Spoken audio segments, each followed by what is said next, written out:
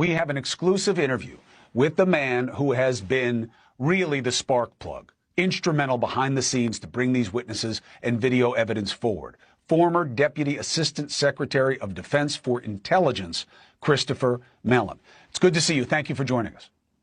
Pleasure to be here. Thank you. And feel free, as always, to push back on whatever doesn't go with your reckoning. And I'll start with a point of potential cynicism or at least skepticism.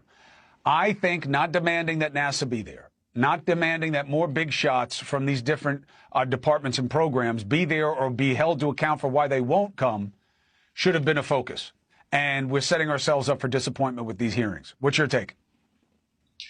I think there's time to get to that. This is a process. The objective here, I think, and the opportunity is for the American people to come to better understand why it is that so many in Congress actually take seriously the idea that there are UFOs, UAP, that are violating U.S. airspace, and the associated rumor, allegation that we may have in our possession off-world technology recovered from someone else's space program.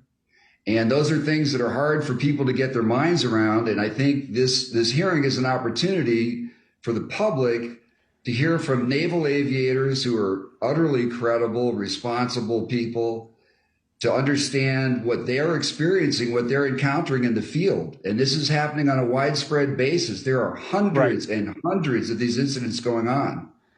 Dave Grush will also then separately address the recovery issue. First of all right, let's deal with Grush. Do you think he can name names and say more than he has said publicly before? Do you think any of these guys who are testifying can say more than they already have? I mean, that would kind of be the starting line of these hearings being progress. I expect Dave will provide some new information that we have not heard before. And Dave has provided specific leads and information and names to the Intelligence Community Inspector General. So Congress needs to get that information from the Inspector General. There are some limits to what he can say by law in open session in terms of identifying other personnel in the intelligence community.